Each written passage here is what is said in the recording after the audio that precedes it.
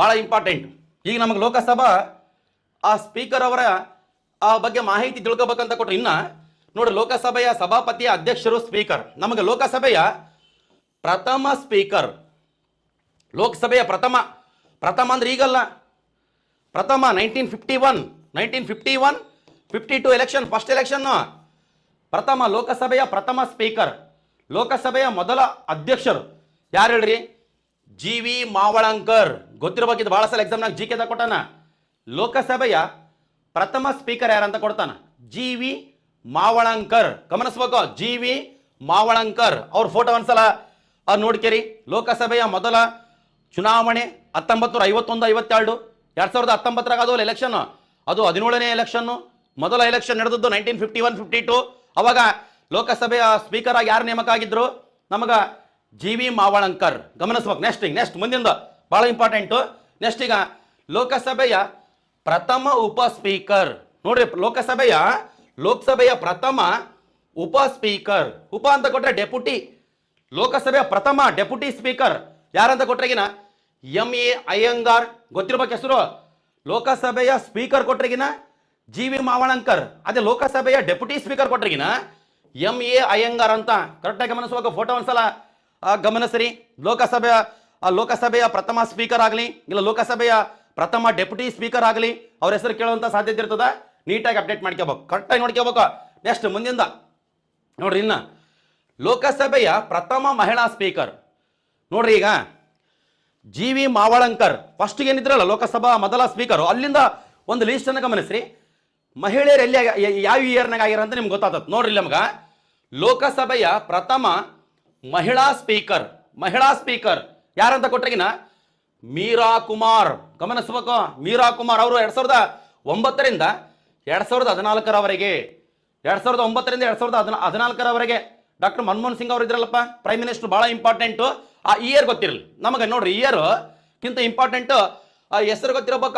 ಲೋಕಸಭೆಯ ಪ್ರಥಮ ಮಹಿಳಾ ಸ್ಪೀಕರ್ ಮೀರಾ ಕುಮಾರ್. ನಿಮ್ಗೇನ PSI ಎಕ್ಸಾಮ್ನಾಗ ಮಹಿಳಾ ಸಬಲೀಕರಣ ಅಂತ ಪ್ರಬಂಧ ಬಂದಾಗ ಇಂಥವೆಲ್ಲ ಹೆಸರು ಸೇರಿಸ್ಬೇಕ. ಕರೆಕ್ಟಾಗಿ ಗಮನಿಸ್ರಿ. ಈಗ ಲೋಕಸಭೆಯ ಪ್ರಥಮ ಮಹಿಳಾ ಸ್ಪೀಕರ್ ಗೊತ್ತಾಯ್ತು. ನೆಕ್ಸ್ಟ್ ಮುಂದಿನ ಒಂದು ಸ್ಲೈಡ್ ನೋಡ್ರಿ. ಲೋಕಸಭೆಯ ಎರಡನೇ ಮಹಿಳಾ ಸ್ಪೀಕರ್ ನೋಡ್ರಿ. ಲೋಕಸಭೆಯ ಎರಡನೇ ಮಹಿಳಾ ಸ್ಪೀಕರ್ ನೋಡ್ರಿ. ನಮಗಿಲ್ಲಿ ಸುಮಿತ್ರಾ ಮಹಾಜನ್ ನೋಡ್ರಿ. 2014ರಿಂದ 2019, 2014ರಿಂದ 2019 ಇವರ ಪುಸ್ತಕ ಕೊಟ್ರಿಗಿನ ಮಾತೋಶ್ರೀ ಅಂತ ಬರ್ತದ. ಬಟ್ ನಮಗೆ ಲೋಕಸಭೆಯ ಮೊದಲ ಮಹಿಳಾ ಸ್ಪೀಕರ್ ಮತ್ತು ಲೋಕಸಭೆಯ ಎರಡನೇ ಮಹಿಳಾ ಸ್ಪೀಕರ್ ಹೆಸರು ಗೊತ್ತಿರಬೇಕು. ಇಲ್ಲಿವರೆಗೆ ಇಬ್ಬರೇ ಆಗಿದ್ದು. ನೀಟಾಗಿ ಅಪ್ಡೇಟ್ ಮಾಡ್ಕೋಬೇಕು. ಮತ್ತೆ ಇವೆಲ್ಲ ನಿಮ್ಗೆ ಆ ಪ್ರಬಂಧ PSI ಪ್ರಬಂಧದಾಗೆಲ್ಲ ಅನುಕೂಲ ಆಗ್ತಾವ. ಕರೆಕ್ಟಾಗಿ ಅಪ್ಡೇಟ್ ಮಾಡ್ಕೊ. ನೆಕ್ಸ್ಟ್ ನೋಡ್ರಿ ಇಂಪಾರ್ಟೆಂಟು. ಇಲ್ಲಿ ಈಗ ಬಂತೆ ನೋಡ್ರಪ್ಪ. ನಮಗ ಇಲ್ಲಿ ಮುಖ್ಯವಾಗಿ ನಮಗ ಲೋಕಸಭೆಯ ಪ್ರಥಮ ಸ್ಪೀಕರ್ ಹೆಸರು ನೋಡಿದೀವಿ, ಜಿ.ವಿ. ಮಾವಳಂಕರ್. ಫಸ್ಟ್ ಲೋಕಸಭೆಯ ಪ್ರಥಮ ಉಪ ಸ್ಪೀಕರ್ ಹೆಸರು ನೋಡಿದೀವಿ, ಎಂ.ಎ. ಅಯ್ಯಂಗಾರ್ ಅಂತ ಕೇಸೆ. ಅದೇ ಲೋಕಸಭೆಯ ಪ್ರಥಮ ಮಹಿಳಾ ಸ್ಪೀಕರ್ ನೋಡಿದೀವಿ, ಮೀರಾ ಕುಮಾರ್ ಅಂತ. ಲೋಕಸಭೆಯ ಎರಡನೇ ಮಹಿಳಾ ಸ್ಪೀಕರ್ ನೋಡಿದೀವಿ, ಸುಮಿತ್ರಾ ಮಹಾಜನ್ ಅಂತ. ಈಗ 2019ರಲ್ಲಿ ಎಲೆಕ್ಷನ್ಸ್ ಏನಾದ್ವಲ್ಲ, 2019 ಲೋಕಸಭಾ ಎಲೆಕ್ಷನ್ಸ್. ಎಷ್ಟನೇ ಎಲೆಕ್ಷನ್ನು? 17ನೇ ಲೋಕಸಭಾ ಚುನಾವಣೆ. ಎಲೆಕ್ಷನ್ಸ್ ಆದ್ಮೇಲೆ ಮೊದಲ ದಿನ ಪ್ರೊಟೆಮ್ ಸ್ಪೀಕರ್ನ ನೇಮಕ ಮಾಡ್ಬೇಕಲ್ಲ ಮಾನ್ಯ ರಾಷ್ಟ್ರಪತಿಗಳು. ಯಾರನ್ನ ಮಾಡಿದ್ರು 2019ರಾಗ? ಸರ್ 2019 ಹೇಳಕತ್ತಿರಲ್ಲ ಸರ್, ಮೊನ್ನೆ ರೀಸೆಂಟ್ ಹೇಳಿ. ಮತ್ತೆ ರೀಸೆಂಟ್ ಅಂದ್ರೆ ಮೊನ್ನೆ 2019 ಅದು. 2019ರಿಂದ 2024 ತನ ಈ ಅವಧಿ, ಲೋಕಸಭಾ ಅವಧಿ. 2024ಕ್ಕ ಎಲೆಕ್ಷನ್ಸ್ ಏನಾಗ್ತಾವಲ್ಲ, ಅಲ್ಲಿ ಮತ್ತೆ ಪ್ರೊಟೆಮ್ ಸ್ಪೀಕರ್ನ ಯಾರನ್ನ ನೇಮಕ ಮಾಡ್ತಾರ ಅಂತ ನೋಡ್ತಿರ್ಬೇಕು. ನೀವು ಲೈವ್ ನೋಡ್ತಿರ್ಬೇಕ. ಗಮನಿಸ್ರಿ ನೋಡ್ರಿ. 2019ರಲ್ಲಿ 17ನೇ ಲೋಕಸಭೆಯಲ್ಲಿ ಹಂಗಾಮಿ, ಈ ಪದಕ್ಕೆ ಏನಂತ ಕರಿತಾರ ಅಂತೇಳಿ ನಮಗೆ ಹಂಗಾಮಿ ಇಲ್ಲಾಂದ್ರಿಗಿನ ಪ್ರೊಟೆಮ್ ಸ್ಪೀಕರ್ ಆಗಿ ಯಾರು ನೇಮಕ ಆಗಿದ್ರು? ಡಾಕ್ಟರ್ ವೀರೇಂದ್ರ ಕುಮಾರ್. ನೀವೊಂದ್ಸಲ ಬೇಕಾದ್ರೆ ಚೆಕ್ ಮಾಡ್ಕೇರಿ, ಬಹಳ ಇಂಪಾರ್ಟೆಂಟು. ಅಂದ್ರೆ ಲೋಕಸಭೆ ಎಲೆಕ್ಷನ್ಸ್ ಆದ್ಮೇಲೆ ಎಲ್ಲರೂ ಲೋಕಸಭೆಗೆ ಬಂದಾಗ ಲೋಕಸಭಾ ಅಧ್ಯಕ್ಷತೆಯನ್ನು ವಹಿಸ್ಬೇಕಂತಂದ್ರೆಗಿನ ಒಬ್ರು ಬೇಕಲ್ಲ, ಅವ್ರನ್ನ ಮಾನ್ಯ ರಾಷ್ಟ್ರಪತಿಗಳ ನೇಮಕ ಮಾಡ್ತಾರ ಪ್ರೊಟೆಮ್ ಸ್ಪೀಕರ್ ಆಗಿ. ಗಮನಿಸ್ರಿ, ಈ ಸಲ ಮೊನ್ನೆ 2019ರಾಗ 17ನೇ ಲೋಕಸಭಾ ಎಲೆಕ್ಷನ್ಸ್ ಆದ್ಮೇಲೆ ಯಾರು ನೇಮಕ ಆಗಿದ್ರ ಅಂತ ಕೊಟ್ರೆ ಡಾಕ್ಟರ್ ವೀರೇಂದ್ರ ಕುಮಾರ್. ಬಹಳ ಇಂಪಾರ್ಟೆಂಟ್. ಒಂದ್ಸಲ ಫೋಟೋವನ್ನು ಗಮನಿಸ್ರಿ, ನೀಟಾಗಿ ಅಪ್ಡೇಟ್ ಮಾಡ್ಕೇರಿ. ನೀವು ಗುಣ ವೆಬ್ಸೈಟ್ ಚೆಕ್ ಮಾಡ್ಕೋಬೇಕು. ಯಾವುದೇ ಮೂಲೆಗಿರ್ಲಿ, ಗುಡಿಸಲಿರ್ಲಿ ಸಂಬಂಧ ಇಲ್ಲ. ಮನ್ಯಾಗ ಫ್ಯಾನ್ ಇರಲಿ ಇಲ್ಲದೇ ಇರಲಿ, ಬಟ್ ಫೋನ್ ಅಂದ್ರೆ ಇದ್ದೇ ಇರ್ತಾವ, ಅದ್ರ ಚೆಕ್ ಮಾಡ್ಕೋಬೇಕು. ಇಂಟರ್ನೆಟ್ನ ಯಾವುದಕ್ಕೆ ಬಳಕೆ ಮಾಡ್ಕೋಬೇಕಂತ ನಿಮ್ಮ ವಿವೇಚನಾಧಿಕಾರಕ್ಕೆ ಬಿಟ್ಟಿದ್ದು ಅದು ಗಮನಿಸ್ರಿ, ಕರೆಕ್ಟಾಗಿ ಅಪ್ಡೇಟ್ ಮಾಡ್ಕೋಬೇಕು. ಈಗ ನಮಗೆ ಇವರು ಹಂಗಾಮಿ ಸ್ಪೀಕರ್ ಆಗಿದ್ದರು, ಅಂದರೆ ಪ್ರೊಟೆಮ್ ಸ್ಪೀಕರ್ ಆಗಿದ್ದರು. ಯಾರು ಹೇಳ್ರಿ? ಡಾಕ್ಟರ್ ವೀರೇಂದ್ರ ಕುಮಾರ್ ಅವರು. ಹೌದಲ್ಲ, ಇವ್ರು ನೇಮಕ ಮಾಡಿದ್ದು ಮಾನ್ಯ ರಾಷ್ಟ್ರಪತಿಗಳು ಹೌದಲ್ಲ, ಇವ್ರಿಗೆ ಮತ್ತೆ ಪ್ರಮಾಣ ವಚನ ಬೋಧಿಸಿದಕ್ಕೂ ಮಾನ್ಯ ರಾಷ್ಟ್ರಪತಿಗಳೇ. ಇವರೆಲ್ಲ ಉಳಿದಂಥ ಎಲ್ಲ ಸದಸ್ಯರಿಗೆ ಪ್ರಮಾಣ ವಚನ ಬೋಧಿಸ್ತಾರೆ. ಕರೆಕ್ಟಾಗಿ ಅಪ್ಡೇಟ್ ಮಾಡ್ತೀರಿ, ನೀಟಾಗಿ ತಿಳ್ಕೊಬೇಕು. ನೆಕ್ಸ್ಟ್ ನೋಡ್ರಿ, ಮುಂದಿಂದು ಇನ್ನೊಂದು ಲಾಸ್ಟ್ ಮುಗೀತು ನೋಡ್ರಿ. ಇಲ್ಲಿ ಲೋಕಸಭೆಯ ಪ್ರಸ್ತುತ ಸ್ಪೀಕರ್, ಲೋಕಸಭೆಯ ಪ್ರಸ್ತುತ ಸ್ಪೀಕರ್, ಪ್ರೆಸೆಂಟ್ ಲೋಕಸಭೆಯ ಪ್ರೆಸೆಂಟ್ ಅಧ್ಯಕ್ಷರು, ಲೋಕಸಭೆಯ ಪ್ರೆಸೆಂಟ್ ಸಭಾಪತಿಗಳು, ಲೋಕಸಭೆಯ ಪ್ರೆಸೆಂಟ್ ಸ್ಪೀಕರ್. ಗಮನಿಸ, ಯಾರಂದ್ರಗಿನ ಓಂ ಬಿರ್ಲಾ ಅವರು, ಬಹಳ ಇಂಪಾರ್ಟೆಂಟ್. ಓಂ ಬಿರ್ಲಾ ಅವರು ಕೇಳ್ತಾನ ಲೋಕಸಭೆಯ ಸ್ಪೀಕರ್ ಅಂತ ಕೊಡ್ತಾನೆ ಅಷ್ಟೇ. ಲೋಕಸಭೆಯ ಸ್ಪೀಕರ್ ಯಾರಂತ ಕೊಟ್ಟಾಗ ಓಂ ಬಿರ್ಲಾ ಅಂತ ಟಿಕ್ ಮಾಡ್ಬೇಕು. ಯಾವಾಗಲಿಂದ ಹೇಳ್ರಿ? 2019 ಜೂನ್ 19ರಿಂದ 2019 ಜೂನ್ 19ರಿಂದ ಜೂನ್ 18ಗೆ ಯಾರಿದ್ರು ಸರ್? ಜೂನ್ 18ಗೆ ಯಾರಿದ್ರು ಅಂತ ಕೊಟ್ರೆ ಈಗ ಇವರು ಇದ್ರಲ್ಲ, ಯಾರು ಹೇಳ್ರಿ? ಪ್ರೊಟೆಮ್ ಸ್ಪೀಕರ್ ಅವರು ನೋಡ್ರಿ, ಡಾಕ್ಟರ್ ವೀರೇಂದ್ರ ಕುಮಾರ್ ಅವರು, ಬಹಳ ಇಂಪಾರ್ಟೆಂಟು. ಈಗ ಪ್ರೆಸೆಂಟ್ ಯಾರಾದ್ರು ಅಂತ ಕೊಟ್ರೆ ಓಂ ಬಿರ್ಲಾ ಅವರು ಇದ್ದಾರೆ, ಬಹಳ ಇಂಪಾರ್ಟೆಂಟ್ ಐತೆ, ನೀಟಾಗಿ ಗಮನಿಸ್ಬೇಕು. ಲೋಕಸಭೆಯ ಸ್ಪೀಕರ್ ಅವರು, ಲೋಕಸಭೆಯ deputy speaker post at present vacant ಐತೆ, ಅದು ಗೊತ್ತಿರಲಿ, ಅದು ಬಂದಾಗ ನಿಮಗೆ ತೋರಿಸ್ತೀನಂತ. ಇಷ್ಟೇ ಇಂಪಾರ್ಟೆಂಟ್, ಸರಿಯಾಗಿ ನೀವು ಗಮನಿಸ್ಬೇಕು, ಕರೆಕ್ಟಾಗಿ ಅಪ್ಡೇಟ್ ಮಾಡ್ಕೋಬೇಕು. ಇಷ್ಟು ನಿಮ್ಗೆ ಲೋಕಸಭೆಯ ಸ್ಪೀಕರ್ ಅವರ ಬಗ್ಗೆ. ಪಕ್ಷಾಂತರ ನಿಷೇಧ ಕಾಯ್ದೆಯಲ್ಲಿ ಜಾಸ್ತಿ ಪವರ್ಸ್ ಇರೋದು ಸಭಾಪತಿಗಳಿಗೆ, ಅಂದ್ರೆ ಅಧ್ಯಕ್ಷರಿಗೆ. ಗಮನಿಸ್ಬೇಕು, ಬಹಳ ಇಂಪಾರ್ಟೆಂಟ್ ಐತೆ. ಅಂದ್ರೆ ಲೋಕಸಭಾ ಒಂದು ಪೋಸ್ಟ್ ಐತಲ್ಲ, ಅದ್ರ ಮೇಲೆ ಪ್ರಶ್ನೆಗಳು ಕಾನ್ಸ್ಟೇಬಲ್, ಸಬ್ ಇನ್ಸ್ಪೆಕ್ಟ್ರು, ಇಲ್ಲ SDFD, ಇಲ್ಲಾಂದ್ರೆ ಯಾವ್ದನ AEE, ಯಾವ್ದನ JE, ಇಲ್ಲ SDFD, ಯಾವ್ದು PDO ಆಗಲಿ, ಯಾವುದೇ ಎಕ್ಸಾಮ್ನಾಗ ಬರ್ತಾನೆ ಇರ್ತಾವೆ. ಕರೆಕ್ಟಾಗಿ ಗಮನಿಸ್ಬೇಕು, ನೀಟಾಗಿ ಅಪ್ಡೇಟ್ ಮಾಡ್ತೀರಿ. ಇನ್ನು ನೆಕ್ಸ್ಟ್ ಚಾಪ್ಟರ್ ವೈಸ್ ಇನ್ನೂ ಡೆಪ್ತ್ ಆಗಿ ಹೈ ಸ್ಟ್ಯಾಂಡರ್ಡ್ ಆಗಿ ಅರ್ಥ ಮಾಡ್ಕೊಂಬಂತ ಆಗಿದ್ದಾವಲ್ಲ, ಹೌದಲ್ಲ? ಯಾವ್ದನ ಆಗಲಿ 2 ತಾಸು ಪಾಠ ಮಾಡೋಣ, ಒಂದೊಂದು ಬರೇ ಒಂದೊಂದು ಚಾಪ್ಟರ್ ಅಂದ್ರೆ ಬರೀ ಒಂದು ಚಾಪ್ಟರ್ ಅಂದ್ರೆ 2 ತಾಸು. ಸಣ್ಣ ಚಾಪ್ಟರ್ ಇಲ್ಲ, ದೊಡ್ಡ ದೊಡ್ಡ ಚಾಪ್ಟರ್ ಇದಾವೆ. ಕರೆಕ್ಟಾಗಿ 200 ತಾಸು ಆಗ್ತದೆ. ಅದು ಯಾವ್ದು ಹೇಳ್ರಿ?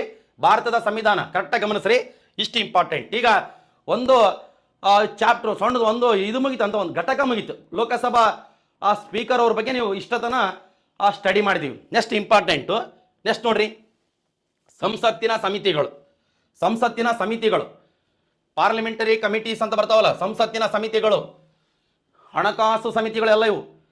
ಹಣಕಾಸು ಸಮಿತಿಯ ವಿಧಗಳು ಏನೇ ಇರಲದು, ಹಣಕಾಸು ಸಮಿತಿಗಳು ಅಂತ ಗೊತ್ತಿರಲಿ ನೋಡ್ರಿ. ಒಂದು ಸಂಸತ್ತಿನ ಸಮಿತಿಗಳು ಎಲ್ಲ ಅಷ್ಟಲ್ಲ, ಸ್ವಲ್ಪ ಸಿಂಪಲ್ ಆಗಿರಿ. ಕಾನ್ಸ್ಟೇಬಲ್ ಎಕ್ಸಾಮಿಗೆ ಏನು ಬರ್ತಾವ ಅಂತ ನೋಡ್ಕೊಂತ ಹೋಗ್ಬೇಕಲ್ಲ.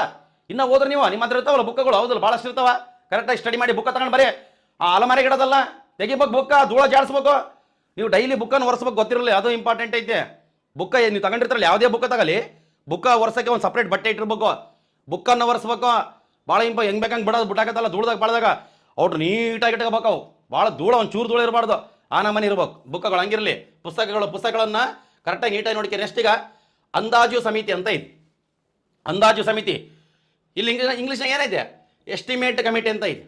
ಮತ್ತು ಅಂದಾಜು ಸಮಿತಿ ಇಂಗ್ಲೀಷ್ನಾಗ ಎಸ್ಟಿಮೇಟ್ ಕಮಿಟಿ ಅಂತ ಕರೀತಾರೆ. ಮತ್ತು ಅಂದಾಜು ಗೆಸ್ ಕಮಿಟಿ ಅಂದ್ರೆ ಹಿಂದಗಡೆಗೆ ಅಲ್ಲ, ಅದು ಏನಂತ ಕೊಟ್ರಿಗಿನ ಎಸ್ಟಿಮೇಟ್ ಕಮಿಟಿ, ಅಂದಾಜು ಸಮಿತಿ, ಸಂಸತ್ತಿನ ಸಮಿತಿಗಳು. ನೋಡ್ರಿ ಈ ಕಡೆ ಎಲ್ಲ ನೋಡ್ರಿ, ಈ ಕಡೆ ಏನಪ್ಪ ಏನು ಆಕಳಿಸಕತ್ತಿರಲ್ಲ, ಅವಾಗ ಚಾಲು ಮಾಡಿರಲ್ಲ, ಮಲ್ಲ ಅಷ್ಟೊತ್ತಿಗೆ ಚಾಲು ಮಾಡ್ರೆ ನೋಡ್ರಿ. ಇಲ್ಲಿ ಅಂದಾಜು ಸಮಿತಿ, ಅಂದಾಜು ಎಸ್ಟಿಮೇಟ್ ಕಮಿಟಿ, ಇದೊಂದು ಹಣಕಾಸು ಕಮಿಟಿ ಗೊತ್ತಿರಲಿ. ಸಂಸತ್ತಿನ ಸಮಿತಿಗಳಲ್ಲಿ ಇದು ಫೇಮಸ್ ಇದು ನೋಡ್ರಿ, ಭಾಳ ಇಂಪಾರ್ಟೆಂಟ್ ಐತೆ ನೋಡ್ರಿ, ಓದ್ತೀನಿ. ಅಂದಾಜು ಸಮಿತಿಯಲ್ಲಿ ಒಟ್ಟು 30 ಜನ ಸದಸ್ಯರು ಇರುತ್ತಾರೆ. 30 ಜನ ಸದಸ್ಯರು ಇರ್ತಾರ ಅಂದಾಜು ಸಮಿತಿಯಾಗ. ಎಸ್ಟಿಮೇಟ್ ಕಮಿಟಿಯಾಗ ಟೋಟಲ್ ಸದಸ್ಯರ ಸಂಖ್ಯೆ ಎಷ್ಟು? 30 ಜನ ಗೊತ್ತಿಲ್ಲ. ಕೆಳಗಡೆ ನೋಡ್ರಿ ಇನ್ನ ಐತೆ. ಅಂದಾಜು ಸಮಿತಿಯಲ್ಲಿ ಇರುವ ಸದಸ್ಯರೆಲ್ಲರೂ ಲೋಕಸಭೆಯ ಸದಸ್ಯರು. ಈಗ 30 ಜನ ಸದಸ್ಯರು ಇದ್ದಾರಲ್ಲ, 30 ಜನ, ಇವ್ರು ಯಾರು ಸರ್ ಅಂತ ಕೊಟ್ರೆಗಿನ ಇವರೆಲ್ಲ ಲೋಕಸಭಾ ಸದಸ್ಯರೇ. ಈಗ 543 ಜನ ಇದ್ದಾರಲ್ಲಪ್ಪ, 543 ಜನ ಲೋಕಸಭಾ ಸದಸ್ಯರು. 543 ಜನ ಸದಸ್ಯರಿದ್ದಾಗ 30 ಜನ ಅಂದಾಜು ಕಮಿಟಿಗೆ ಮೆಂಬರ್ ಆಗಿರ್ತಾರೆ. 30 ಮೆಂಬರ್ಸ್. ಅದು ಅವ್ರ ಅಧಿಕಾರ ಅದು 1 ವರ್ಷ ಇರ್ತದೆ, ವರ್ಷ ಚೇಂಜ್ ಆಗ್ತಾರೆ. ಬಟ್ ಗೊತ್ತಿರಬೇಕು, ಇಲ್ಲಿ ಯಾರು ಸಚಿವರು ಇದರ ಸದಸ್ಯರಾಗಂಗಿಲ್ಲ. ಅದು ಆಮೇಲೆ ನೋಡ. ಮತ್ತೆ ಬಟ್ ಏನಂತ ಕೊಟ್ರೆ, ಈಗ ಅಂದಾಜು ಸಮಿತಿಯಲ್ಲಿ ಇದ್ದಾರಲ್ಲ ಎಲ್ಲ ಸದಸ್ಯರು, ಯಾವ ಸದನದ ಸದಸ್ಯರು ಅಂತ ಕೊಟ್ರೆ ಲೋಕಸಭೆಯ ಸದಸ್ಯರು. ಬಹಳ ಇಂಪಾರ್ಟೆಂಟ್ ಐತೆ, ಒಂದು ತಿಳ್ಕೊಬೇಕು, ಲೋಕಸಭೆಯ ಸದಸ್ಯರನ್ನು ಮಾತ್ರ ಒಳಗೊಂಡಿರುವಂಥ ಸಮಿತಿ ಅದು ಯಾವುದಾದ್ರೂ ಇದ್ರಿಗಿನ ಬಹಳ ಇಂಪಾರ್ಟೆಂಟು ಅಂದಾಜು ಸಮಿತಿ. ಒಂದು ಗೊತ್ತಿರಲಿ, ನೆಕ್ಸ್ಟ್ ಬೇರೆ ಬೇರೆ ಬರ್ತಾವೆ. ಸಾರ್ವಜನಿಕ ಲೆಕ್ಕಪತ್ರ ಸಮಿತಿ, ಸಾರ್ವಜನಿಕ ಉದ್ದಿಮೆಗಳ ಮೇಲಿನ ಸಮಿತಿ, ಬೇರೆ ಬೇರೆ ಕಮಿಟಿ ಬರ್ತಾವಲ್ಲ. ಅದರ ಲೋಕಸಭಾ ಸದಸ್ಯರಿದಾರ, ರಾಜ್ಯಸಭಾ ಸದಸ್ಯರಿದಾರ. ಬಟ್ ಇಷ್ಟು ಸದಸ್ಯರಿಲ್ಲ. ಎಷ್ಟು ಸದಸ್ಯರು ಹೇಳ್ರಿ? 30ಕ್ಕಿಂತ ಹೆಚ್ಚಿಲ್ಲ. 31, 32, 33 ಇಲ್ಲ. ಅದ್ರ ಸಂಬಂಧನೇ ಅತ್ಯಂತ ದೊಡ್ಡ ಸಮಿತಿ. ದೊಡ್ಡದು ಸೈಜ್ನಾಗ ಅಂತ ಕೊಟ್ರಿಗಿನ ಮೆಂಬರ್ಸ್ ಭಾಳ ಜನ ಇದ್ದಾರೆ ಅಂತ. ಭಾಳ ಇಂಪಾರ್ಟೆಂಟ್ ಐತೆ, ಕರೆಕ್ಟಾಗಿ ಗಮನಿಸ್ರಿ. ನೆಕ್ಸ್ಟ್ ಮುಂದೆ ಇದ್ರ ಬಗ್ಗೆ ಭಾಳ ಹೈ ಸ್ಟ್ಯಾಂಡರ್ಡ್ ಡಿಸ್ಕಸ್ ಮಾಡೋಣ ಅಂತ ನೋಡಿ. ಇದು ಲೋಕಸಭಾ, ಇದು ಲೋಕಸಭಾ. ಇಲ್ಲಿ ಮಾನ್ಯ ಲೋಕಸಭಾ ಸಭಾಪತಿಗಳು ಕುಂತಾರ, ಓಂ ಬಿರ್ಲಾ ಅವರು. ಇಲ್ಲ 543 ಜನ ಅವ್ರು ಹಿಡಿದ ಕೇಸೆ. ಇಲ್ಲಿ ಟೋಟಲ್ ಏನು ಸಂಖ್ಯೆ ಐತಲ್ಲ 543 ಜನ, ಅಂದ್ರೆ ಟೋಟಲ್ ಅವರಲ್ಲೂ ಸ್ಪೀಕರ್ ಅವ್ರನ್ನ ಸೇರಿಸಿ ಇದರಲ್ಲೇ 30 ಜನ ಸದಸ್ಯರು ಅಂದಾಜು ಸಮಿತಿಯಾಗಿರ್ತಾರೆ. ಅದು ಗಮನಿಸ್ಬೇಕು, ಇಂಪಾರ್ಟೆಂಟ್. ಲೋಕಸಭಾ ಸದಸ್ಯರನ್ನು ಮಾತ್ರ ಒಳಗೊಂಡಿರುವಂಥ ಸಮಿತಿ ಯಾವ್ದಲ್ರಿ? ಅಂದಾಜು ಸಮಿತಿ. ಅವ್ರದ್ದು ಟರ್ಮ್ 1 ವರ್ಷ. ಅವ್ರನ್ನೆಲ್ಲರನ್ನ ಲೋಕಸಭಾ ಸ್ಪೀಕರ್ ಅವ್ರು ನೇಮಕ ಮಾಡ್ತಾರೆ. ಅದಕ್ಕೆ ಅಧ್ಯಕ್ಷರಿಗೂ ಇರ್ತಾರೆ ಒಬ್ರು, ಅದು ಗೊತ್ತಿರಲಿ. ಅದು ಆಮೇಲೆ ನೋಡ ಮತ್ತೆ ಕರೆಂಟ್ ಅಫೇರ್ಸ್ನಾಗ. ನೆಕ್ಸ್ಟ್ ಇವ್ರದ್ದು ಏನು ಕೆಲಸಪ್ಪ ನೋಡ್ರಿ. ಅಂದಾಜು ಸಮಿತಿಯ ಅಧಿಕಾರಗಳು, ಎಸ್ಟಿಮೇಟ್ ಕಮಿಟಿದು ಏನು ಕೆಲಸ ನೋಡ್ರಿ. ಅಂದಾಜು ಸಮಿತಿಯು ಮುಂಗಡ ಪತ್ರವನ್ನು ಪರಿಶೀಲನೆ ಮಾಡುತ್ತೆ. ಇಂಪಾರ್ಟೆಂಟ್, ಭಾಳಷ್ಟು ಇದಾವೆ ಕೆಲಸ. ಮುಂಗಡ ಪತ್ರ, ಬಜೆಟ್ ಅನ್ನು ಪರಿಶೀಲನೆ ಯಾವುದು ಮಾಡ್ತದೆ ಅಂತ ಕೊಟ್ರಿಗಿನ ಅಂದಾಜು ಸಮಿತಿ. ಗಮನಿಸ್ಬೇಕು, ಇಂಪಾರ್ಟೆಂಟ್. ಬಜೆಟ್ ಹೌದಲ್ಲ, ಪ್ರತಿ ವರ್ಷ ಫೆಬ್ರವರಿ ತಿಂಗಳದಾಗ ಬಜೆಟ್ ಮಂಡನೆ ಮಾಡ್ತಾರೆ ಹೌದಲ್ಲ. ಬಜೆಟ್ ಬಗ್ಗೆ ನಿಮ್ಗೆ ಆಲ್ರೆಡಿ ತರಗತಿ ಮಾಡಿದ್ದೀನಿ, ನೀಟಾಗಿ ಅಪ್ಡೇಟ್ ಮಾಡ್ಕೇರಿ. ಅಂದಾಜು ಸಮಿತಿಯ ಒಟ್ಟು ಸದಸ್ಯರ ಸಂಖ್ಯೆ 30. ಆ 30 ಜನ ಲೋಕಸಭಾ ಸದಸ್ಯರೇ, ಅದು ಗೊತ್ತಿರಲಿ. ಅತ್ಯಂತ ದೊಡ್ಡ ಸಮಿತಿ, ಅವೆಲ್ಲ ನಿಮ್ಗೆ ಗೊತ್ತಿರಬೇಕು. ನೆಕ್ಸ್ಟ್ ಅದ್ರದ್ದು ಕೆಲಸ ಏನಂತ ಕೊಟ್ರೆ ಮುಂಗಡ ಪತ್ರವನ್ನು ಪರಿಶೀಲನೆ, ಅಂದ್ರೆ ಬಜೆಟ್ ಅನ್ನು ಪರಿಶೀಲನೆ ಮಾಡೋದು ಅಂತ ನೀಟಾಗಿ ಅಪ್ಡೇಟ್ ಮಾಡ್ಕೋಬೇಕು. ಈಗ ನಿಮಗಿದು ಬರೀ ಅಂದಾಜು ಕಮಿಟಿ ಬಗ್ಗೆ ಸ್ವಲ್ಪ ನಿಮಗೆ ಸಂಸತ್ತಿನ ಸಮಿತಿಗಳಲ್ಲಿ ಅಂದಾಜು ಸಮಿತಿಗೂ ಐತೆ. ಅಂದಾಜು ಸಮಿತಿಯಾಗ 30 ಜನ ಸದಸ್ಯರು ಇರ್ತಾರೆ. ಅವರೆಲ್ಲರೂ ಲೋಕಸಭಾ ಸದಸ್ಯರೇ. ಅವರೆಲ್ಲರನ್ನ ಲೋಕಸಭಾ ಸ್ಪೀಕರ್ ಅವರು ನೇಮಕ ಮಾಡ್ತಾರೆ. ಅವ್ರ ಅಧಿಕಾರಾವಧಿ 1 ವರ್ಷ ಇರ್ತದ. ಮತ್ತೆ ಇನ್ನೊಂದೇನಂತ ಕೊಟ್ರಿಗಿನ 30 ಜನ ಇರ್ತಾರೆ. 30 ಜನಕ್ಕಿಂತ ದೊಡ್ಡ ಸಮಿತಿ ಬೇರೆದ್ರಾಗ ಎಲ್ಲಿ ಸದಸ್ಯರು ಇದಕ್ಕಿಂತ ಜಾಸ್ತಿ ಇಲ್ಲ. ಅದಕ್ಕೆ ಇದು ಅತ್ಯಂತ ದೊಡ್ಡ ಸಮಿತಿ. ಹಿಂಗೆಲ್ಲ ಗೊತ್ತಿರ್ಬೇಕು ನಿಮಗೆ. ನೆಕ್ಸ್ಟ್ ನೋಡ್ರಿ, ಇನ್ನೊಂದು 2 ಇದಾವ, ಅದು ಒಂದ್ಸಲ ಗಮನಿಸಿಬಿಡೋಣ ಅಂತ. ನೆಕ್ಸ್ಟ್ ನೋಡ್ರಿ, ಇಲ್ಲಿ ಎರಡನೇದು ಇಲ್ಲಿ ಸಾರ್ವಜನಿಕ ಲೆಕ್ಕಪತ್ರ ಸಮಿತಿ. ಸಾರ್ವಜನಿಕ ಲೆಕ್ಕಪತ್ರ ಸಮಿತಿ. ಇಲ್ಲಿ ನೋಡಿ ಕೆಳಗಡೆ ಇಂಗ್ಲಿಷ್ನಾಗ ಪಬ್ಲಿಕ್ ಅಕೌಂಟ್ಸ್ ಕಮಿಟಿ ಅಂತ ಐತಿ. ಸಾರ್ವಜನಿಕ ಲೆಕ್ಕಪತ್ರ ಸಮಿತಿ ಇಂಗ್ಲಿಷ್ನಾಗ ಪಬ್ಲಿಕ್ ಅಕೌಂಟ್ಸ್ ಕಮಿಟಿ ಅಂತ ಐತೆ. ಇಲ್ಲಿ ನೋಡ್ರಿ, ಸಾರ್ವಜನಿಕ ಲೆಕ್ಕಪತ್ರ ಸಮಿತಿಯಲ್ಲಿ ಒಟ್ಟು 22 ಜನ ಸದಸ್ಯರಿರುತ್ತಾರೆ ಅಂತ ಐತಿ. ಅಂದಾಜು ಸಮಿತಿಯಲ್ಲಿ 30 ಜನ, ಸಾರ್ವಜನಿಕ ಲೆಕ್ಕಪತ್ರ ಸಮಿತಿಯಾಗ 22 ಜನ. ನೋಡ್ರಿ, 22 ಜನ ಅಂತ ಕೊಟ್ರಿಗಿನ ಒಂದು ಗೊತ್ತಿರಬೇಕು. ಈಗ ನಮಗೆ ಇಲ್ಲಿ ನೋಡ್ರಿ, ಇದು ಪಾರ್ಲಿಮೆಂಟ್ ಅಂತ ಕರಿ, ಇದು ಲೋಕಸಭಾ, ಇದು ರಾಜ್ಯಸಭಾ. ಇದು ರಾಜ್ಯಸಭೆದಾಗ 245 ಜನ ಇದ್ದಾರೆ ಪ್ರೆಸೆಂಟ್. ಇಲ್ಲಿ ಲೋಕಸಭೆದಾಗ 543 ಜನ ಇದ್ದಾರೆ. ಈಗ ನಮಗೆ ಸಾರ್ವಜನಿಕ ಲೆಕ್ಕಪತ್ರ ಸಮಿತಿಯಾಗ ಮೆಂಬರ್ಸ್ ಇದಾರಲ್ಲಪ್ಪ, ಟೋಟಲ್ 22 ಮೆಂಬರ್ಸು. ಇದ್ರಾಗ 15 ಜನ ಲೋಕಸಭೆಯಿಂದ, 7 ಜನ ರಾಜ್ಯಸಭೆಯಿಂದ. ಟೋಟಲ್ 15, 7 ಎಷ್ಟಪ್ಪ? 22. ಅಂದರೆ ಸಾರ್ವಜನಿಕ ಲೆಕ್ಕಪತ್ರ ಸಮಿತಿಯಾಗ ಇರುವಂಥ 22 ಜನ ಸದಸ್ಯರು ಅದರಲ್ಲಿ ಲೋಕಸಭೆಯಿಂದಗೂ ಇರ್ತಾರ, ರಾಜ್ಯಸಭೆಯಿಂದಗೂ ಇರ್ತಾರ ಅಂತ ಅರ್ಥ. ಅದು ಅಂದ್ರೆ ಲೋಕಸಭೆಯಿಂದ 15 ಜನ, ರಾಜ್ಯಸಭೆಯಿಂದ 7 ಜನ. ರಾಜ್ಯಸಭೆಯಿಂದ 7 ಜನ ಸದಸ್ಯರು, ಲೋಕಸಭೆಯಿಂದ 15 ಜನ ಸದಸ್ಯರು. ಟೋಟಲ್ ಸಂಖ್ಯೆ 22. ಅದು ಗೊತ್ತಿರ್ಬೇಕು, ಇಂಪಾರ್ಟೆಂಟ್. ಮತ್ತೆ ಇನ್ನೊಂದು ಗೊತ್ತಿರ್ಬೇಕು ನೋಡ್ರಿ. ಈಗ ಅಂದಾಜು ಕಮಿಟಿಯ ಚೇರ್ಮನ್ನ ಮಾನ್ಯ ಲೋಕಸಭಾ ಸಭಾಪತಿಗಳೇ ನೇಮಕ ಮಾಡ್ತಾರ. ಬಟ್ ಇಲ್ಲಿ ಅದಕ್ಕಿಂತ ವಿಶೇಷತೆ ಏನಂತ ಕೊಟ್ರೆ, ಸಾರ್ವಜನಿಕ ಲೆಕ್ಕಪತ್ರ ಕಮಿಟಿ ಐತಲ್ಲ, ಸಾರ್ವಜನಿಕ ಲೆಕ್ಕಪತ್ರ ಸಮಿತಿಯ ಅಧ್ಯಕ್ಷರು ಆಡಳಿತ ಪಕ್ಷದವರು ಇರಂಗಿಲ್ಲ. ಅಂತ ಕೊಟ್ರೆ ವಿರೋಧ ಪಕ್ಷದವರು ಇರ್ತಾರೆ ಅಂತ ಅರ್ಥ. ಅದು ಗಮನಿಸ್ಬೇಕು. ಸಾರ್ವಜನಿಕ ಲೆಕ್ಕಪತ್ರ ಸಮಿತಿಯ ಅಧ್ಯಕ್ಷರು ಯಾವಾಗಲೂ ವಿರೋಧ ಪಕ್ಷದವರು ಆಗಿರ್ತಾರ. ಈಗ ಎಕ್ಸಾಂಪಲ್, ಈಗ ಆಡಳಿತ ಪಕ್ಷ ಐತೆ ಸೆಂಟ್ರಲ್ನಾಗ, ಆ ಪಕ್ಷದವ್ರು ಇರಂಗಿಲ್ಲ, ಬೇರೆ ವಿರೋಧ ಪಕ್ಷದವ್ರು ಇದಕ್ಕೆ ಚೇರ್ಮನ್ ಆಗಿರ್ತಾರೆ. ಯಾವ್ದು ಕೇಳ್ರಿ? ಸಾರ್ವಜನಿಕ ಲೆಕ್ಕಪತ್ರ ಸಮಿತಿಯ ಅಧ್ಯಕ್ಷರು ಯಾವಾಗಲೂ ವಿರೋಧ ಪಕ್ಷದ ನಾಯಕರಾಗಿರುತ್ತಾರೆ. ವಿರೋಧ ಪಕ್ಷಕ್ಕೆ ಸಂಬಂಧಪಟ್ಟವರು ಅಂತ ನಿಮ್ಗೆ ಗೊತ್ತಿರಬೇಕು. ಕೇಳ್ತಾನ, ಸಂಸತ್ತಿನ ಸಮಿತಿಗಳಿಗೆ ಸಂಬಂಧಪಟ್ಟ ಈ ಕಳ್ಕಂಡ ಯಾವ ಹೇಳಿಕೆಗಳು ಸರಿಯಾಗಿವೆ, ಹೌದಲ್ಲ? ಅದು ಗೊತ್ತಿರಬೇಕು ನಿಮಗ, ಬಹಳ ಇಂಪಾರ್ಟೆಂಟ್ ಐತೆ. 22 ಜನ ಇದಾರೆ ಅಂತ ಗೊತ್ತಾಯ್ತಲ್ಲಪ್ಪ. ಎದ್ರಾಗ ಹೇಳಿ? ಸಾರ್ವಜನಿಕ ಲೆಕ್ಕಪತ್ರ ಸಮಿತಿ 22 ಜನ ಅಂತ ಕೊಟ್ರೆಗಿನ 15 ಜನ ಲೋಕಸಭಾ, 7 ಜನ ರಾಜ್ಯಸಭಾ. ಟೋಟಲ್ 22 ಜನ ಸದಸ್ಯರು. ಅದ್ರಾಗ ಒಬ್ಬರು ಅಧ್ಯಕ್ಷರಾಗಿರ್ತಾರೆ. ಅಧ್ಯಕ್ಷರು ಏನಂತ ಕೊಟ್ಟರೆ ವಿರೋಧ ಪಕ್ಷಕ್ಕೆ ಸಂಬಂಧಪಟ್ಟಿರ್ತಾರೆ ಅಂತ ಗೊತ್ತಿರಲ್ಲ. ನೆಕ್ಸ್ಟ್ ಈಗ ನೋಡಿ ಅದ್ರದ್ದು ಕೆಲಸ ನೋಡ್ರಿ, ಇಂಪಾರ್ಟೆಂಟ್ ಐತೆ. ಸಾರ್ವಜನಿಕ ಲೆಕ್ಕಪತ್ರ ಸಮಿತಿಯ ಅಧಿಕಾರಗಳು ನೋಡಿ, ಸಾರ್ವಜನಿಕ ಲೆಕ್ಕಪತ್ರ ಸಮಿತಿಯ ಅಧಿಕಾರಗಳು CAG ಅಂತ ಏನು ಸರ್ ಇಂಗ್ಲೀಷ್ ಆಗಿದೋ ಅಂದ್ರೆ ಕಾಂಟ್ರೋಲರ್, ಕಂಟ್ರೋಲರ್ ಅಲ್ಲ, ಕಾಂಟ್ರೋಲರ್, COM ಅಂತ ಬರ್ತದ, ಕಾಂಟ್ರೋಲರ್ ಅಂಡ್ ಅಡಿಟರ್ ಜನರಲ್ ಅಂತ ಬರ್ತದ. ಅಂದ್ರೆ ನಮಗ ಭಾರತದ ಮಹಾಲೆಕ್ಕ ಪರಿಶೋಧಕರು ಅದು CAG, ಹೌದಲ್ಲ, ಭಾರತದ ಮಹಾಲೆಕ್ಕ ಪರಿಶೋಧಕರು ಇಲ್ಲ ಲೆಕ್ಕ ನಿಯಂತ್ರಕರು ಅಂತ ನಾವು ಓದ್ತೇ ಹೋದಲ್ಲ. CAG ಪಾರ್ಲಿಮೆಂಟ್ಗೆ ಕೊಟ್ಟಂತಹ ವರದಿಯನ್ನು, ಅಂದ್ರೆ CAG ಕೊಟ್ಟಂತಹ ವರದಿಯನ್ನು ಸಾರ್ವಜನಿಕ ಲೆಕ್ಕಪತ್ರ ಕಮಿಟಿ ಪರಿಶೀಲನೆ ಮಾಡುತ್ತದೆ. ಅದೇ ಅಂದಾಜು ಸಮಿತಿ, ಅಂದಾಜು ಸಮಿತಿ ಮುಂಗಡ ಪತ್ರವನ್ನು ಪರಿಶೀಲನೆ, ಇದು CAG ಕೊಟ್ಟಂತ ರಿಪೋರ್ಟ್ ಅನ್ನು ಪರಿಶೀಲನೆ ಮಾಡ್ತದೆ. ಯಾವ್ದಂತ ಕೊಟ್ಟರೆಗಿನ ಸಾರ್ವಜನಿಕ ಲೆಕ್ಕಪತ್ರ ಸಮಿತಿ. ಬಹಳ ಇಂಪಾರ್ಟೆಂಟ್ ಐತೆ, ನೀಟಾಗಿ ಅಪ್ಡೇಟ್ ಮಾಡ್ಕೊಂಡು. ಇನ್ನು ನಿಮ್ಗೆ ಆ ಚಾಪ್ಟರ್ ವೈಸ್ನಾಗ ಇನ್ನು ಬೇರೆ ಬೇರೆ ಕಮಿಟಿಗಳು, ಕೆಲವೊಂದು ಕಮಿಟಿಗಳು ರೆಕಮೆಂಡ್ ಮಾಡ್ಯಾವ, ಇಂಥ ಕಮಿಟಿ ಬೇಕಂತ ಇರ್ಬೇಕಂತ ಕೇಸೆ ಅದೆಲ್ಲ ನಿಮ್ಗೆ ತೋರಿಸ್ತೇನೆ ಅಂತ ಕರೆಕ್ಟಾಗಿ ಅಪ್ಡೇಟ್ ಮಾಡ್ಕೇರಿ. ನಮಗೆ ಇಷ್ಟೇ ಇಂಪಾರ್ಟೆಂಟು. ನೆಕ್ಸ್ಟ್ ಇನ್ನೊಂದು ಮೂರನೇದೈತಿ, ಮುಗಿಯಕ್ಕೆ ಬಂತು, ಅದೇನು ದೊಡ್ಡದಲ್ಲ.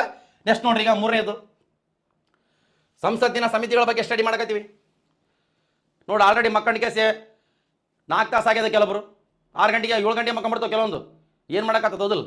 ಮುಂದೆ ಒಂದಿನ ಓಡಾಡ್ಬೇಕಾಗ್ತದ, ರಾತ್ರಿ 12 ಗಂಟೆ 1 ಗಂಟೆಗೆ ಮನೆಗೆ ಯಾರಿಗೇನು ಹುಷಾರಿರೋದಿಲ್ಲ, ಮಾತಾಡೋದಿಲ್ಲ, ಕಲಸಿಗೆ ಮಕ್ಕಂಬಿಟ್ಟಿರ್ತಾವೆ. ಅವ್ರನ್ನ ಕರ್ಕೊಂಡು ಹಾಸ್ಪಿಟ್ಲಿಗೆ ಹೋಗ್ಬೇಕು ನೈಟು 12-1 ಗಂಟೆಗೆ. ಮಾತಾಡೋಳ್ರಿ ಬಿಡು, ಮುಂಜಾನೆ ಏಮಂತ ಕೇಸೆ ಏನೋ ಐತೇನೋ, ಏನು ಗಾಡಿ ಗೀಡಿ ಇಲ್ಲ ಅಂತ ಕೇಸೆ ಓಡಾಡ್ಬೇಕಾಗ್ತದ, ಬಗಲಾಗ ಮನೆಯವ್ರಿಗೆ ಎಬ್ಸ್ಬೇಕಾಗ್ತದ, ಇಲ್ಲಾಂದ್ರೆ ಯಾವ್ದಾನ ಆಟೋ ಗಿಟ್ಟು ಹಿಡಿಬೇಕಾಗ್ತದ. ಆ ಸಂದರ್ಭದಲ್ಲಿ ನಮ್ಮ ದುಡ್ಡು ಇರ್ಬೇಕಲ್ಲ, ಅದ್ರ ಸಂಬಂಧ ಓದ್ಬೇಕು. ಗೊತ್ತಿರಲಿ ಕೆಲವೊಂದು ಸಮಸ್ಯೆಗಳನ್ನು ಎದುರ್ಸಾಕನ ನೀವು ಸ್ಟಡಿ ಮಾಡ್ಬೇಕು. ನೀವು ಮುಂದೆ ಐತೆ ಸಮಸ್ಯೆಗಳು ಬಂದೇ ಬರ್ತಾವ, ಎದುರ್ಸೋ ಕೆಪಾಸಿಟಿನ ಬಿಲ್ಡಪ್ ಮಾಡ್ಕೋಬೇಕು. ಅದು ಗೊತ್ತಿರಲಿ, ಕರೆಕ್ಟಾಗಿ ಅಪ್ಡೇಟ್ ಮಾಡ್ಕೋಬೇಕು. ಇಷ್ಟೊತ್ತಿ ಮಕ್ಕಬಾರ್ದು. 10 ಗಂಟೆಗಿನ್ನ ಎಷ್ಟು ನಿಮಿಷ ಕಡಿಮೆ ಐತೆ, 14 ನಿಮಿಷ 15 ನಿಮಿಷ ಕಡಿಮೆ, 15 ನಿಮಿಷ ಕಡಿಮೆ ಐತೆ, ಅದು ಗೊತ್ತಿರಲಿ. ಮತ್ತಿನ್ನ ಟೈಮ್ ಮುಂದಕ್ಕೆ ಮಾಡ್ಕೊಂಡ್ರಿ, ಹಿಂಗೆ 12 ಅಂತ ಮಾಡ್ಕೊಂಡು ಮಕ್ಕಂಬಿಟ್ರೆ ಐತಿ ನಿಂದ ಗಾಡಿ 12 ಅಲ್ಲ, ಇನ್ನು 10 ಗಂಟೆಗೂ ಆಗಿಲ್ಲ. ನೋಡಿಲಿ, ಸಾರ್ವಜನಿಕ ಉದ್ದಿಮೆಗಳ ಮೇಲಿನ ಸಮಿತಿ, ಸಾರ್ವಜನಿಕ ಉದ್ದಿಮೆಗಳ ಮೇಲಿನ ಸಮಿತಿ. ಇಲ್ಲಿ ನೋಡಿ ಇಂಗ್ಲೀಷ್ನಾಗ ಪಬ್ಲಿಕ್ ಅಂಡರ್ಟೇಕಿಂಗ್ ಕಮಿಟಿ ಅಂತ ಕರೀತಾರೆ. ಒಂದ್ಸಲ ನೋಡಿಕೆ, ನಮಗೆ ಅಷ್ಟು ಇಂಗ್ಲೀಷ್ ಬರೋದಿಲ್ಲ.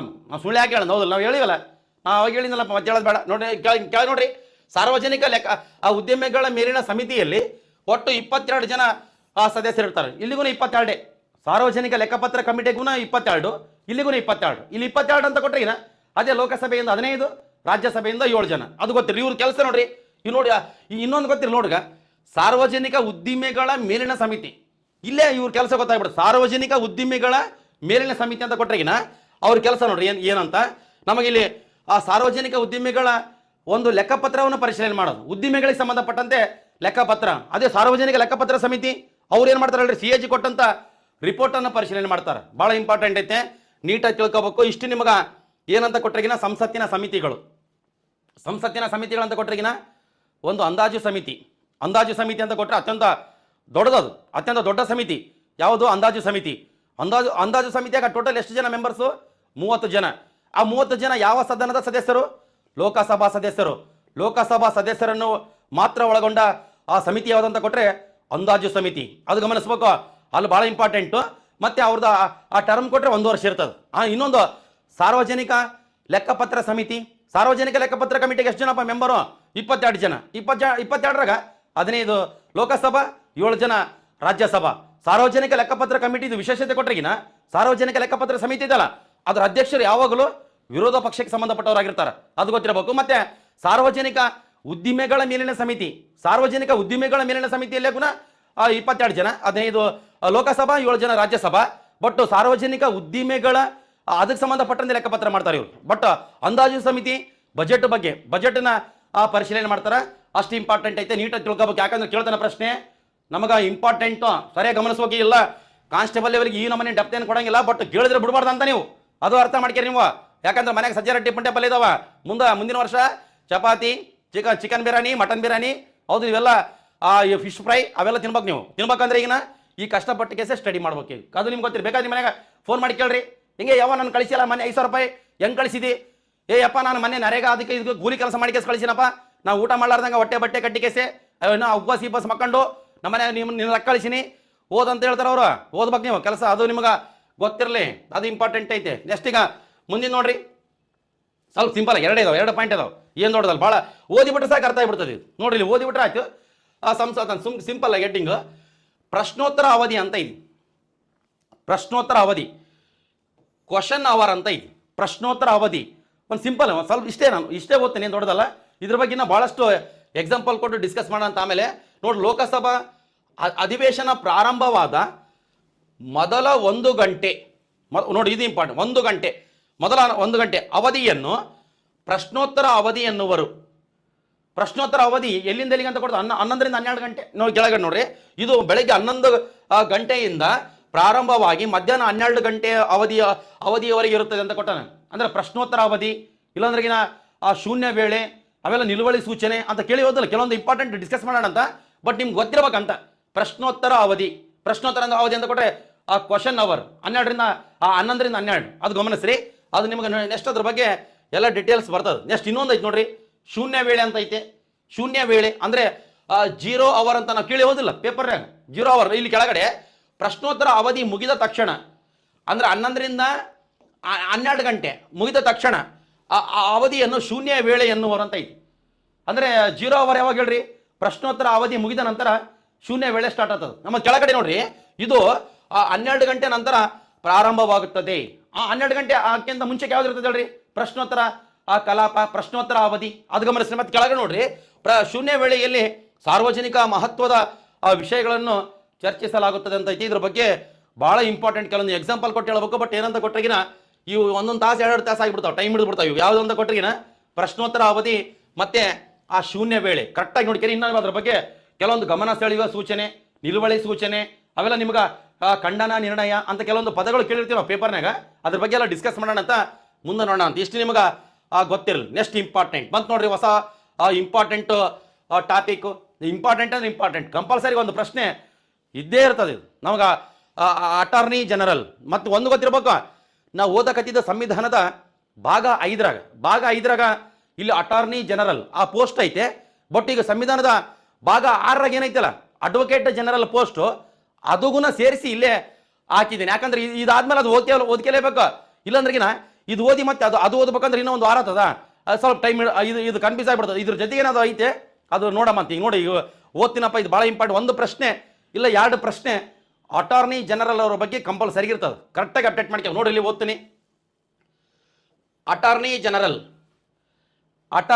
General of India, attorney general post ಅದು ಗಮನಿಸ್ಬೇಕು. ಇಂಗ್ಲೀಷ್ನಾಗ ಅಟಾರ್ನಿ ಜನರಲ್ ಅಂತ ಐತಿ ನೋಡ್ರಿ, ನೆನ್ಪಿಟ್ಕೋಬೇಕು, ಮನಸ್ಸಿನಾಗ ಅನ್ಕೊಂತಿರ್ಬೇಕು. ಅಟಾರ್ನಿ ಜನರಲ್ ಗಮನಿಸ್ರಿ, ಅಟಾರ್ನಿ ಜನರಲ್ ಪೋಸ್ಟ್ ಗಮನಿಸ್ಬೇಕು, ದೊಡ್ಡ ಪೋಸ್ಟ್. ನಮಗಿಲ್ಲಿ ಸಂವಿಧಾನದ 76ನೇ ವಿಧಿಯು, ಇದು ಸಂವಿಧಾನದ 76ನೇ ವಿಧಿ ಅಟಾರ್ನಿ ಜನರಲ್ ಹುದ್ದೆಗೆ ಸಂಬಂಧಿಸಿದೆ. 76 ಭಾಳ ಸಲ ಕೊಟ್ಬಿಟ್ಟಾನ. ಸಂವಿಧಾನದ 76ನೇ ವಿಧಿ ಯಾವ ಹುದ್ದೆಗೆ ಸಂಬಂಧಿಸಿದೆ? ಅಟಾರ್ನಿ ಜನರಲ್ ಆಫ್ ಇಂಡಿಯಾ, ಭಾರತದ ಅಟಾರ್ನಿ ಜನರಲ್ ಹುದ್ದೆಗೆ ಸಂಬಂಧಪಟ್ಟಂತ ಆರ್ಟಿಕಲ್ 76. ಅಟಾರ್ನಿ ಜನರಲ್ ಆಗ್ಬೇಕಂದ್ರೆಗಿನ ಏನು ಕ್ವಾಲಿಫಿಕೇಶನ್ಸ್ ಇರ್ಬೇಕಂತ ನೋಡು. ಅರ್ಹತೆ ಅಂತ ಹಾಕಿದ್ದೀನಿ. ಅರ್ಹತೆ ಎದರ ಅರ್ಹತೆ? ಅಟಾರ್ನಿ ಜನರಲ್ ಆಗಿ ನೇಮಕ ಆಗ್ಬೇಕಂದ್ರೆ ಏನು ಕ್ವಾಲಿಫಿಕೇಶನ್ಸ್ ಇರ್ಬೇಕಂತ ಕೆಳಗಡೆ ನೋಡ್ರಿ. ಕೆಳಗಡೆ ಸುಪ್ರೀಂ ಕೋರ್ಟಿನ ನ್ಯಾಯಾಧೀಶರಾಗಲು ಇರುವ ಅರ್ಹತೆ ಹೊಂದಿರಬೇಕು. ನೋಡ್ರಿ ಹೆಂಗೈತೆ, ಸುಪ್ರೀಂ ಕೋರ್ಟಿನ ನ್ಯಾಯಾಧೀಶನಾಗಲು ಇರುವ ಅರ್ಹತೆ ಇರ್ಬೇಕಲ್ಲ, ಆ ಅರ್ಹತೆ ಇವ್ರಿಗೆ ಇರ್ಬೇಕಂತ. ಯಾರಿಗೆ ಹೇಳ್ರಿ? ಅಟಾರ್ನಿ ಜನರಲ್ ಆಗ್ಬೇಕಂದ್ರೆ ಏನು ಕೇಳೇನ ಪ್ರಶ್ನೆ? ಅಟಾರ್ನಿ ನೋಡ್ರಿ, ಈ ಪೋಸ್ಟಿಗೆ ಸಂಬಂಧಪಟ್ಟಂತೆ ಅಟಾರ್ನಿ ಜನರಲ್ಗೆ ಸಂಬಂಧಪಟ್ಟ ಈ ಕೆಳಕಂಡ ಯಾವ ಹೇಳಿಕೆಗಳು ಸರಿಯಾಗಿವೆ? 4 ಸ್ಟೇಟ್ಮೆಂಟ್ ಕ್ರಿಯೇಟ್ ಮಾಡಿ ಮೇಲ್ಕಂಡ ಹೇಳಿಕೆಗಳನ್ನು ಪರಿಗಣಿಸಿ ಕೆಳಕಂಡ ಉತ್ತರಗಳನ್ನು ಆಯ್ಕೆ ಮಾಡಿ ಅಂತ ಕೊಡ್ತಾನ. ಎ ಮಾತ್ರ ಸರಿಯಾಗಿದೆ, ಎ ಮತ್ತು ಸಿ ಸರಿಯಾಗಿದೆ, ಎ ಮತ್ತು ಡಿ ಸರಿಯಾಗಿದೆ, ABCD ಸರಿಯಾಗಿ ಅಂತ ಕೊಟ್ಟಿರ್ತಾನ. ದೊಡ್ಡ ದೊಡ್ಡ ಸ್ಟೇಟ್ಮೆಂಟ್ ಈಗ ನಾನು ಹೇಳೋದಿಲ್ಲ, ನೀವು ಕರೆಕ್ಟಾಗಿ ಕೇಳಿಸ್ಕೋಬೇಕು. ಒಂದು ಪ್ರಶ್ನೆ ಬಂದೇ ಬರ್ತದೆ, 1 ಇಲ್ಲ 2 ಬಂದೇ ಬರ್ತಾವ. ನೀಟಾಗಿ ಅಪ್ಡೇಟ್ ಮಾಡ್ಕೇರಿ. ನಿಮ್ಗೆ ಒಂದು ಗೊತ್ತಾಯ್ತಿಲ್ಲಪ್ಪ, 76 ಸರಿಯಾಗಿ ಗಮನಿಸ್ಬೇಕು, ಕರೆಕ್ಟಾಗಿ ಅಪ್ಡೇಟ್ ಮಾಡ್ಕೋಬೇಕು. ತಿಳ್ಕರಿ, ನಮ್ಗೆ ಸಂವಿಧಾನದ 76ನೇ ವಿಧಿಯು ಅಟಾರ್ನಿ ಜನರಲ್ ಆ ಹುದ್ದೆಯನ್ನು ಸೃಷ್ಟಿ ಮಾಡ್ಯದ. ಬಟ್ ಅಟಾರ್ನಿ ಜನರಲ್ ಆಗ್ಬೇಕಂದ್ರಗಿನ ಏನು ಕ್ವಾಲಿಫಿಕೇಶನ್ಸ್ ಇರ್ಬೇಕು ಹೇಳ್ರಿ? ಸುಪ್ರೀಂ ಕೋರ್ಟ್ ಜಡ್ಜ್ ಆಗಕ್ಕೆ ಏನು ಕ್ವಾಲಿಫಿಕೇಶನ್ಸ್ ಬೇಕಲ್ಲ, ಆ ಕ್ವಾಲಿಫಿಕೇಶನ್ಸ್ ಹೊಂದಿರಬೇಕು. ಸುಪ್ರೀಂ ಕೋರ್ಟ್ ಜಡ್ಜ್ ಆಗ್ಬೇಕಂದ್ರೆ ಏನು ಕ್ವಾಲಿಫಿಕೇಶನ್ಸ್ ಇರ್ಬೇಕು ಸರ್? ಅದು ಮುಂದೆ ಬರ್ತದೆ. ಬಟ್ ಏನಂತ ಕೊಟ್ರಿಗಿನ ಏನಂಬದು ಇಲ್ಲಿ ಹೇಳ್ತು ನೋಡ್ಬೇಕಾದ್ರೆ, ಸುಪ್ರೀಂ ಕೋರ್ಟ್ ಜಡ್ಜ್ ಆಗ್ಬೇಕಂದ್ರಗಿನ ಭಾರತದ ಪ್ರಜೆ ಆಗಿರ್ಬೇಕು. ಅದು ಸಾಮಾನ್ಯ ಹೌದಲ್ಲ? ಇಲ್ಲಾಂದ್ರೆಗಿನ ಅದಾದ್ಮೇಲೆ ಎಷ್ಟು 2ನೇ ಜನ ಅಂತ ಕೊಟ್ರಿಗಿನ ಹೈಕೋರ್ಟ್ಗಳಿದಾವಲ್ಲಪ್ಪ, 25 ಹೈಕೋರ್ಟ್ ಇದಾವಲ್ಲ, 25 ಹೈಕೋರ್ಟ್ನಾಗ ಯಾವುದಾದ್ರೂ ಹೈಕೋರ್ಟ್ನಾಗ 5 ವರ್ಷಗಳ ಕಾಲ ನ್ಯಾಯಾಧೀಶನಾಗಿರಬೇಕು. ಅದಿಲ್ಲ ಅಂತ ಕೊಟ್ರಿಗಿನ ಹೈಕೋರ್ಟ್ನಾಗ 10 ವರ್ಷಗಳ ಕಾಲ ಆ ವಕೀಲನಾಗಿ ಕೆಲಸ ಮಾಡಿರ್ಬೇಕು, ಅದಿಲ್ಲ ಅಂತ ಕೊಟ್ಟಿಗಿನ ರಾಷ್ಟ್ರಪತಿಯವರ ಅಭಿಪ್ರಾಯದಲ್ಲಿ ನ್ಯಾಯ ಪಂಡಿತನಾಗಿರ್ಬೇಕಂತ ಐತಿ. ಅದು ಮುಂದೆ ಬರ್ತದೆ ಮತ್ತೆ. ಬಟ್ ನಿಮ್ಗೆ ಏನು ಗೊತ್ತಿರ್ಬೇಕು ಗೊತ್ತಾ, ಅಟಾರ್ನಿ ಜನರಲ್ ಹುದ್ದೆಗೆ ನೇಮಕ ಆಗ್ಬೇಕಂದ್ರೆಗಿನ ಸುಪ್ರೀಂ ಕೋರ್ಟ್ ಜಡ್ಜ್ ಆಗ್ಬೇಕಂದ್ರೆ ಏನು ಕ್ವಾಲಿಫಿಕೇಶನ್ಸ್ ಇರ್ಬೇಕಲ್ಲ, ಆ ಕ್ವಾಲಿಫಿಕೇಶನ್ಸ್ ಇರ್ಬೇಕಂತ ನಿಮ್ಮ ತಲೆಗಿರ್ಬೇಕು. ಕರೆಕ್ಟಾಗಿ ಗಮನಿಸ್ರಿ, ಕರೆಕ್ಟಾಗಿ ಅಪ್ಡೇಟ್ ಮಾಡ್ಕೇರಿ, ಭಾಳ ಇಂಪಾರ್ಟೆಂಟ್ ಐತೆ. 76ನೇ ವಿಧಿ ಕರೆಕ್ಟಾಗಿ ನೋಡ್ಕೋಬೇಕು. ನೆಕ್ಸ್ಟ್ ಒಂದು ನೆನ್ಪಿಟ್ಗಾರಿ, ಇದು ಭಾಳ ಒಂದು 10 ರಿಂದ 15 ನಿಮಿಷ ಆಗಲಿ. ಅಟಾರ್ನಿ ಜನರಲ್ ಮತ್ತು ಅಡ್ವೊಕೇಟ್ ಜನರಲ್ ಇವೆರಡರ ಬಗ್ಗೆ ನೀವು ಪರ್ಫೆಕ್ಟ್ ಆಗಿಬಿಡೋಕೆ ಇವತ್ತು, ಇಲ್ಲಾಂದ್ರೆ ಆಗಿದ್ರೆ ಕೆಲಸ.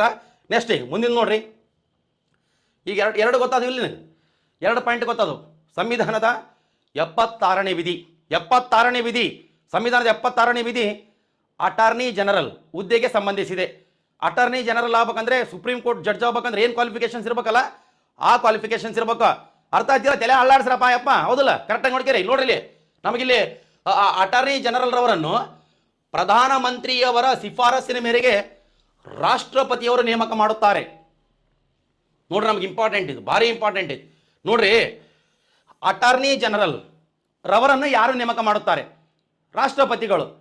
ಬಟ್ ರಾಷ್ಟ್ರಪತಿಗಳು ಅಂತ ಕೊಟ್ಟಿರಂಗಿಲ್ಲ, ಒಂದು ಟೈಮಿಗೆ ಸೆಂಟೆನ್ಸ್ ಫಾರ್ಮೇಷನ್ ಮಾಡಿರ್ತಾನ. ಕೇಂದ್ರ ಸರ್ಕಾರದ ಶಿಫಾರಸ್ಸಿನ ಮೇರೆಗೆ ಅಂತನ ಕೊಡ್ಲಿ, ಪ್ರಧಾನಮಂತ್ರಿಯವರ ಶಿಫಾರಸ್ಸಿನ ಮೇರೆಗೆನ ಕೊಡ್ಲಿ, ಕೇಂದ್ರ ಸಚಿವ ಸಂಪುಟದ ಶಿಫಾರಸ್ಸಿನ ಮೇರೆಗೆನ ಕೊಡ್ಲಿ, ಇವೆಲ್ಲ ಒಂದೇ. ಭಾರತ ಸರ್ಕಾರದ ಶಿಫಾರಸ್ಸಿನ ಮೇರೆಗೆ ಯಾರು ನೇಮಕ ಮಾಡ್ತಾರ? ಮಾನ್ಯ ರಾಷ್ಟ್ರಪತಿಗಳು. ಬಹಳ ಇಂಪಾರ್ಟೆಂಟ್. ಎಷ್ಟನೇ ಆರ್ಟಿಕಲ್ನಾಗ? 76ನೇ article. Qualifications supreme court judge ಆಗ್ಬೇಕಂದ್ರೆ ಏನಿರ್ಬೇಕಲ್ಲ, ಆ ಕ್ವಾಲಿಫಿಕೇಶನ್ಸ್ ಇರ್ಬೇಕು. ಅರ್ಥ ಆಯ್ತಿಲ್ಲಪ್ಪ ನಿಮಗೇನ?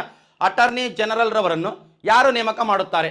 ರಾಷ್ಟ್ರಪತಿಗಳು. ಬಟ್ ಇನ್ನೊಂದು ಸೆಂಟೆನ್ಸ್ ಯಾವುದನ್ನು ಕ್ರಿಯೇಟ್ ಮಾಡಿದರೆ, ಪ್ರಧಾನಮಂತ್ರಿಯವರ ಶಿಫಾರಸ್ಸಿನ ಮೇರೆಗೆ ಅಟಾರ್ನಿ ಜನರಲ್ ರವರನ್ನು ಮಾನ್ಯ ರಾಷ್ಟ್ರಪತಿಗಳು ನೇಮಕ ಮಾಡುತ್ತಾರೆ ಅಂತ ಅನ್ಬೇಕು ನೀವು. ನೆಕ್ಸ್ಟ್ ಮುಂದಿನ ನೋಡ್ರಿ. ನೆಕ್ಸ್ಟ್ ಅಟಾರ್ನಿ ಜನರಲ್ ರವರ ಅಧಿಕಾರಾವಧಿ ನೋಡ್ರಿ. ಅಟಾರ್ನಿ ಜನರಲ್ ಅವರ ಅಧಿಕಾರಾವಧಿ 3 ವರ್ಷ. ಸಂವಿಧಾನದಲ್ಲಿ ನಿಗದಿಪಡಿಸಿಲ್ಲ, ಬಟ್ 3 ವರ್ಷಕ್ಕೆ ನೇಮಕ ಆಗ್ತಾರ. ಬಟ್ ಏನಂತ ಕೊಟ್ರಿಗಿನ 3 ವರ್ಷಕ್ಕಿಂತ ಇಂಪಾರ್ಟೆಂಟ್ ಅಥವಾ ಅಂತ ಐತೆ ನೋಡ್ರಿ. 3 ವರ್ಷ ಅಂತ ಇದರ ಕೊಟ್ಟಿಲ್ಲ ಎಕ್ಸಾಮ್ನಾಗ, ಬಟ್ ಏನಂತ ಕೊಟ್ಟು ಇದೈತೆ, ರಾಷ್ಟ್ರಪತಿಯವರ ಇಚ್ಛೆ ಇರುವವರೆಗೆ ಅಂತ ಐತೆ. ರಾಷ್ಟ್ರಪತಿಯವರ ಇಚ್ಛೆ ಇರುವವರೆಗೆ ಅಧಿಕಾರದಲ್ಲಿ ಇರಬಹುದು. ರಾಷ್ಟ್ರಪತಿಯವರ ಇಚ್ಛೆ ಅಂತ ಕೊಟ್ಟರೆ ಸೆಂಟ್ರಲ್ ಗೌರ್ಮೆಂಟ್ ಎಲ್ಲಿ ತಾನೇ ಇರ್ತದಲ್ಲ, ಅಲ್ಲಿ ತಾನೇ ಇವರು ಅಧಿಕಾರದಲ್ಲಿರೋ. ಗೌರ್ಮೆಂಟ್ ಚೇಂಜ್ ಆದ್ರೆ ಆಟೋಮೆಟಿಕ್ ಇವ್ರು ಚೇಂಜ್ ಆಗ್ತಾರೆ. ನೀವು ಆಲ್ರೆಡಿ ನಿಮ್ಗೆ ಗೊತ್ತಿರ್ತದೆ, ಹೌದಲ್ಲ? ಅದು ನಿಮ್ಗೆ ಅದು ಆಪ್ಷನ್ಸ್ನ ಕೊಟ್ಟಿರೋದಲ್ಲ. ಬಟ್ ಏನಂತ ಕೊಟ್ರಿಗಿನ ರಾಷ್ಟ್ರಪತಿಯವರ ಇಚ್ಛೆ ಇರುವವರೆಗೆ ಅಂತ. ಅದು ಗಮನಿಸ್ರಿ. ಅಂದರೆ 3 ವರ್ಷ, 4 ವರ್ಷ, 5 ವರ್ಷ, 6 ವರ್ಷ ಅಂತ ಕೊಟ್ಟಿದ್ರಿ. ನಾ 3 ವರ್ಷ, ಬಟ್ 3 ವರ್ಷ ಅಂತ ಕೊಟ್ಟಿಲ್ಲ ಅಂದ್ರೆ ಇದು ಕೊಡ್ತಾನೆ. ಇದು ಯಾವ್ದು? ರಾಷ್ಟ್ರಪತಿಯವರ ಇಚ್ಛೆ ಇರುವವರೆಗೆ. ಅದು ನಿಮ್ಗೆ ಗೊತ್ತಿರಬೇಕು. ಅಟಾರ್ನಿ ಜನರಲ್ ರವರ ಅಧಿಕಾರಾವಧಿ ಅಂತ ಕೊಟ್ಟು 2 ವರ್ಷ, 3 ವರ್ಷ, 4 ವರ್ಷ, 4ನೇ ಆಪ್ಷನ್ಸ್ ಆಗ ರಾಷ್ಟ್ರಪತಿ ಇಚ್ಛೆ ಇರುವ ತನಕ ಅಂತ ಕೊಟ್ರೆ ರಾಷ್ಟ್ರಪತಿ ಇಚ್ಛೆ ಇರುವ ತನಕ ಅಂತಾನೆ ಟಿಕ್ ಮಾಡಬೇಕು. ಕರೆಕ್ಟಾಗಿ ಗಮನಿಸ್ರಿ. ಮತ್ತೆ ಕೆಳಗಡೆ ನೋಡ್ರಿ, ಅಟಾರ್ನಿ ಜನರಲ್ ಕೇಂದ್ರ ಸರ್ಕಾರದ ಪ್ರಥಮ ಕಾನೂನು ಸಲಹೆಗಾರರು. ನೋಡ್ರಿ, ಸೆಂಟ್ರಲ್ ಗೌರ್ಮೆಂಟ್ಗೆ ಫಸ್ಟ್ ಲೀಗಲ್ ಅಡ್ವೈಸರ್, ಕೇಂದ್ರ ಸರ್ಕಾರದ ಪ್ರಥಮ ಕಾನೂನು ಸಲಹೆಗಾರರು. ಇಲ್ಲಾಂದ್ರೆ ಭಾರತ ಸರ್ಕಾರದ ಪ್ರಥಮ ಕಾನೂನು ಸಲಹೆಗಾರರು ಯಾರಂತ ಕೊಟ್ರೆ ಅಟಾರ್ನಿ ಜನರಲ್. ಕರೆಕ್ಟಾಗಿ ಗಮನಿಸಬೇಕು. ಇನ್ನ ಅದೇ ಸೆಂಟೆನ್ಸಿಗೆ ಸಂಬಂಧಪಟ್ಟಂತೆ ಇನ್ನೊಂದು ಲೈನ್ ಐತೆ ನೋಡ್ರಿ, ಭಾರತ ಸರ್ಕಾರದ ಅತ್ಯುಚ್ಚ ಕಾನೂನು ಅಧಿಕಾರಿ. ನೋಡ್ರಿ, ಹಿಂಗೆ ಕೇಳ್ತಾನೆ ಪ್ರಶ್ನೆ, ಭಾರತ ಸರ್ಕಾರದ ಅತ್ಯುನ್ನತ ಕಾನೂನು ಅಧಿಕಾರಿ ಅಂತ ಕೊಟ್ರೆ ನಾವು ಅಟಾರ್ನಿ ಜನರಲ್ ಅಂತ ಟಿಕ್ ಮಾಡಬೇಕು.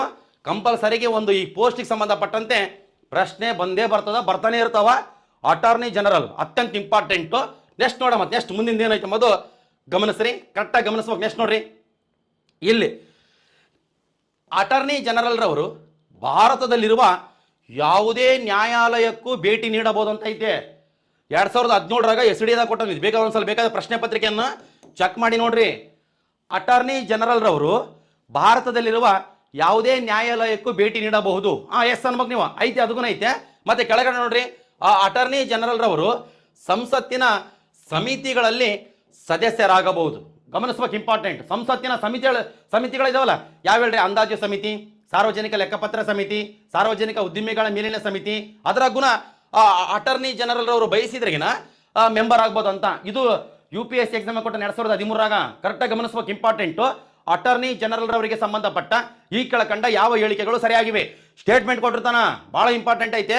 ನೀಟಾಗಿ ಅಪ್ಡೇಟ್ ಮಾಡ್ಕೋಬೇಕು, ಕರೆಕ್ಟಾಗಿ ತಿಳ್ಕೊಬೇಕು. ಮತ್ತೆ ನೆಕ್ಸ್ಟ್ ಮುಂದೆ ನೋಡ್ರಿ, ಇದು ಗುಣ ಸಬ್ ಇನ್ಸ್ಪೆಕ್ಟರ್ ಎಕ್ಸಾಮ್ ಭಾಳ ಸಲ ರಿಪೀಟೆಡ್. ನೆಕ್ಸ್ಟ್ ನೋಡ್ರಿ, ಇಲ್ಲಿ ಅಟಾರ್ನಿ ಜನರಲ್ ಇಲ್ಲಿ ಇವತ್ತು ನೋಡಪ್ಪ, ಇಲ್ಲಿ ಸರಿಯಾಗಿ ಗಮನಿಸ್ಬೇಕು ನೋಡ್ರಪ್ಪ. ಇಲ್ಲಿ 10ಕ್ಕೆ ಇನ್ನ 2 ನಿಮಿಷ ಕಡಿಮೆ ಐತೆ. ಇನ್ನೊಂದು ತಾಸು ಮಾಡಿ ಕೆಲಸ ಕ್ಲಾಸ್ ಬಿಟ್ಬಿಡಮ್ಮ ಅಂತ ಏನಿಲ್ಲ ಭಾಳ ಈಸಿ. ಹೌದು, ಭಾಳ ಈಸಿ. ಕರೆಕ್ಟಾಗಿ ಸ್ವಲ್ಪ ಗಟ್ಟಿಗಿರ್ರಿ, ಸ್ವಲ್ಪ ಮುಖ ಇಕ್ಕ ತೊಗೊಂಡು ಫ್ರೆಶ್ ಆಗಿ ಕುಂದ್ರಿ. ಇಲ್ಲಿ ನಾವು ಬಡತನವನ್ನು ತೊಲಗಿಸ್ಬೇಕು. ಈಗ ಬಡತನ ತೊಲಗಿಸ್ಬೇಕಂದ್ರೆ ಈಗ ಎದ್ದೇಳಲೇಬೇಕು ಕಂಪಲ್ಸರಿಗೆ, ಅದು ಗೊತ್ತಿರಲಿ ನಮಗೆ. ಇಲ್ಲಿ ಪಾರ್ಲಿಮೆಂಟಿನ ನೋಡಿ ಅಟಾರ್ನಿ ಜನರಲ್ ಬಗ್ಗೆ ಸೆಂಟೆನ್ಸ್ ನೋಡ್ತೀನಿ ಫಸ್ಟ್ ನೋಡ್ರಿ. ಪಾರ್ಲಿಮೆಂಟಿನ ಸದಸ್ಯ ಅಲ್ಲದಿದ್ದರು, ಪಾರ್ಲಿಮೆಂಟಿನ ಸದಸ್ಯ ಅಲ್ಲದಿದ್ದರು, ಇಲ್ಲಿ ತನ ಒಂದು ಇದೈತಿಲ್ಲ, ಒಂದು ಶಬ್ದ, ಪಾರ್ಲಿಮೆಂಟಿನ ಸದಸ್ಯ ಅಲ್ಲದಿದ್ದರು. ಪಾರ್ಲಿಮೆಂಟ್ ಅಂತ ಕೊಟ್ಟರೆ ಕೆಳಮನೆ ಲೋಕಸಭೆ, ಮೇಲ್ಮನೆ ರಾಜ್ಯಸಭೆ. ಹೋದಲ್ಲ, ಲೋಕಸಭೆಯ ಸದಸ್ಯ ಅಲ್ಲ, ರಾಜ್ಯಸಭೆಯ ಸದಸ್ಯ ಅಲ್ಲ. ಯಾರು ಹೇಳ್ರಿ? Attorney general. ನೋಡ್ರಿ ಇಲ್ಲಿ ಓದ್ತೀನಿ. ಪಾರ್ಲಿಮೆಂಟಿನ ಸದಸ್ಯ ಅಲ್ಲದಿದ್ದರೂ ಪಾರ್ಲಿಮೆಂಟಿನ ಅಧಿವೇಶನದಲ್ಲಿ ಭಾಗವಹಿಸುವ, ಚರ್ಚಿಸುವ, ಭಾಷಣ ಮಾಡುವ ಅಧಿಕಾರ ಅಟಾರ್ನಿ ಜನರಲ್ ಅವರಿಗಿದೆ. ನೋಡಿ ಹೆಂಗೈತೆ. ಆದರೆ ಮತದಾನ ಮಾಡುವಂತಿಲ್ಲ ಅಂತ ಎಷ್ಟನೇ ಆರ್ಟಿಕಲ್ ಐತೆ? 88ನೇ ಆರ್ಟಿಕಲ್ ಐತೆ. ಗಮನಿಸ್ಬೇಕು ನೋಡ್ರಿ. ಇಲ್ಲಿ ನಮ್ಗೆ ಇದೇನು ಸರ್ ಇದು ಅಂದ್ರೆ ಹಿಂದಗಡೆಗೆ ಎಷ್ಟೋ ಸಲ ಎಕ್ಸಾಮ್ನಾಗ, ಸಬ್ ಇನ್ಸ್ಪೆಕ್ಟರ್ ಎಕ್ಸಾಮ್ನಾಗ ಈ ಒಂದು ಸೆಂಟೆನ್ಸೇ ರಿಪಿಟೇಷನ್ ಆಗ್ಯದ. ನೋಡ್ರಪ್ಪ, ಇಲ್ಲಿ ಪಾರ್ಲಿಮೆಂಟಿನ ಉಭಯ ಸದನಗಳು, ಪಾರ್ಲಿಮೆಂಟಿನ ಉಭಯ ಸದನಗಳು, ಉಭಯ ಅಂದ್ರೆ 2, ಲೋಕಸಭೆ ರಾಜ್ಯಸಭೆ. ಅಟಾರ್ನಿ ಜನರಲ್ ರವರು ಲೋಕಸಭೆಯ ಸದಸ್ಯರಲ್ಲ, ರಾಜ್ಯಸಭೆಯ ಸದಸ್ಯರಲ್ಲ. ಆದರೂ ಕೂಡ ಸಂವಿಧಾನದ 88ನೇ ಆರ್ಟಿಕಲ್ನಾಗ ಏನೈತೆ ಅಂತ ಕೊಟ್ರೆಗಿನ ಅಟಾರ್ನಿ ಜನರಲ್ ರವರು ಲೋಕಸಭೆಯ ಸದಸ್ಯರಲ್ಲ, ರಾಜ್ಯಸಭೆಯ ಸದಸ್ಯರಲ್ಲ. ಆದರೂ ಕೂಡ ಲೋಕಸಭಾ ಅಧಿವೇಶನದಲ್ಲಿ ಭಾಗವಹಿಸುವ, ಚರ್ಚಿಸುವ, ಭಾಷಣ ಮಾಡುವ ಅಧಿಕಾರ ಐತೆ. ಆದರೆ ಮತದಾನ ಮಾಡುವಂಥ ಅಧಿಕಾರ ಇಲ್ಲ. ಲೋಕಸಭೆ ಅಷ್ಟೇ ಅಲ್ಲ, ಲೋಕಸಭೆ, ರಾಜ್ಯಸಭೆ. ಲೋಕಸಭೆಯಲ್ಲಿ ಆದರೂ ಭಾಗವಹಿಸಬಹುದು, ರಾಜ್ಯಸಭೆಯಲ್ಲಿ ಆದರೂ ಭಾಗವಹಿಸಬಹುದು, ಭಾಷಣ ಮಾಡ್ಬೋದು, ಚರ್ಚೆ ಮಾಡ್ಬೋದು. ಬಟ್ ಮತದಾನ ಮಾಡುವಂಥ ಅಧಿಕಾರ ಅಟಾರ್ನಿ ಜನರಲ್ ಅವರಿಗೆ ಇರಂಗಿಲ್ಲ. ಯಾಕಂದ್ರೆ ಮತದಾನ ಮಾಡ್ಬೇಕಂದ್ರೆ ಆ ಸದನದ ಸದಸ್ಯರಾಗಿರ್ಬೇಕು, ಅದು ಗೊತ್ತಿರ್ಬೇಕು. ನಮಗೆ 88ನೇ ಆರ್ಟಿಕಲ್ನಾಗ ಇದ್ರ ಬಗ್ಗೆ ಎಲ್ಲ ಡೀಟೇಲ್ಸ್ ಐತೆ, ಕರೆಕ್ಟಾಗಿ ಅಪ್ಡೇಟ್ ಮಾಡ್ತೀವಿ. ಅರ್ಥ ಆಯ್ತಿಲ್ಲ ಇದು? ನೋಡ್ರಿ, ಇಲ್ಲಿ ಏನು ದೊಡ್ಡದ ಹಿಂಗೆ ನೋಡ್ತಿರ್ತಾರೆ ಕೆಲವರು. ಏನು ಇದು ನಮ್ಮ ಪಾವಗಡ ಓಬಳೇಶ್ ಅದ ಹಿಂಗೆ ನೋಡ್ತಿರ್ತಾನೆ. ಏನು ಸರ್ ಇದು ಅರ್ಥನೇ ಆಗಲ್ದಲ್ಲ? ಅದ್ರ ಇನ್ನು ಮೈಸೂರಿನಾಗ ಯಾವುದೋ ಫೋರಮ್ ಮಾಲ್ ಅಂತ ಐತಿ, ಅಲ್ಲಿ ಪಾಪ ಸಂತೋಷ್ ಅಂತ ಯಾರು ಇದಾರ, ಅವ್ರು ಹಿಂಗೆ ನೋಡ್ತಿರ್ತಾನೆ. ಏನು ಸರ್ ಇದು ಯಾವುದಿದು? ಹೌದಲ್ಲ, ಇಂಪಾರ್ಟೆಂಟ್ ಐತೆ, ಭಾಳ ಕಷ್ಟ ಐತೆ ಜೀವನ. ಗೊತ್ತಿರಲಿಲ್ಲ, ನಾವು ಹೇಳಕತ್ತೀನಿ, ಪ್ರತಿ ಸಲ ಹೇಳಕತ್ತೀನಿ. ನಿಮ್ಗೆ ಏನಾಗ ತೊಂದರೆ ಉಂಟಾದಾಗ ಗೊತ್ತಾಗ್ತದೆ. ಓದ್ಬೇಕಾಗಿತ್ತಪ್ಪ ನಾನು ಅವಾಗ. ಹೌದಲ್ಲ, ಏಜ್ ಮುಗಿದ್ಮೇಲೆ ಇನ್ನೇನು ಓದ್ತಾರೆ, ಈಗ ಓದ್ಕೋಬೇಕು. ಹೆಂಗನ ಮಾಡಿ ಎಷ್ಟು ನೈಸ್ ಹೇಳಕತ್ತೀನಿ ನೋಡ್ರಿ. ಇಲ್ಲಿ ತಿಳ್ಕರಿಲಿ, ಎಷ್ಟು ಕಷ್ಟ ಐತೆ ಗೊತ್ತಿದ್ದಿಲ್ಲ ಮಾಡ್ಬೇಕಂದ್ರೆ. ಇದು ಮ್ಯಾಲೆ ಲೈಟು, ಕೆಳಗೆ ಲೈಟು, ಎಲ್ಲ ಕಡೆ ಲೈಟು, ಫುಲ್ ಹೀಟು. ಹೌದಲ್ಲ, ಎಲ್ಲ ಆರೋಗ್ಯವನ್ನು ಲೆಕ್ಕಿಸದೆ ನಿಮಗೆ ಕ್ಲಾಸ್ ಮಾಡಕತ್ತೀವಿ. ಸುಲಭ ಮಾತಲ್ಲ ಇದು, ಅರ್ಥ ಆಗ್ತಿಲ್ಲ ಇದು. ಆ ಸುಲಭ ಕುಂತಿಕೆಸ ನಾವು ನೋಡ್ತೀವಿ, ಅಷ್ಟು ಸುಲಭ ಅಲ್ಲ ಇದು, ಭಾಳ ಇಂಪಾರ್ಟೆಂಟ್ ಐತೆ. ನೋಡ್ರಿ, ನಾನು ಹೇಳ್ತೀನಿ ನಿಮಗೆ. ಈಗ ನಮಗೆ ಇಲ್ಲಿ ನೋಡ್ರಿ, ಇಲ್ಲಿ ಲೋಕಸಭಾ ಇಮೇಜ್ ಹಾಕಿವಿ. ಲೋಕಸಭಾ ಸದಸ್ಯರು ಟೋಟಲ್ ಎಷ್ಟು ಹೇಳ್ರಿ? 543 ಜನ. ಹೌದಿಲ್ಲ, ಲೋಕಸಭಾ ಸದಸ್ಯರು. ಈ ಲೋಕಸಭೆಯ ಸದಸ್ಯರಲ್ಲ ಇವರು. ಯಾರು ಹೇಳ್ರಿ? Attorney general. ಆದರೂ ಕೂಡ ಲೋಕಸಭಾ ಅಧಿವೇಶನ ನಡೆಯುವಾಗ ಲೋಕಸಭೆಯಲ್ಲಿ ಭಾಗವಹಿಸುವ, ಚರ್ಚಿಸುವ, ಭಾಷಣ ಮಾಡುವಂಥ ಅಧಿಕಾರ ಇವರಿಗೆ ಐತೆ. ಯಾರಿಗೆ ಹೇಳ್ರಿ? ಅಟಾರ್ನಿ ಜನರಲ್ ಅವರಿಗೆ. ಆದರೆ ಇಲ್ಲಿ ಮತದಾನ ನಡೆಯುವಾಗ ಮತದಾನ ಮಾಡಂಗಿಲ್ಲ. ಯಾಕಂದ್ರೆ ಮತದಾನ ಮಾಡ್ಬೇಕಂದ್ರೆ ಆ ಸದನದ ಸದಸ್ಯರಾಗಿರ್ಬೇಕಂತ.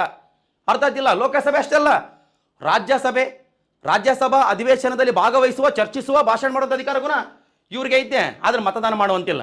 ಅರ್ಥ ಆಗ್ತಿಲ್ಲಪ್ಪ? ಅರ್ಥ ಆಗ್ತಿಲ್ಲ? ಈಗ ಪಾರ್ಲಿಮೆಂಟಿನ ಎರಡೂ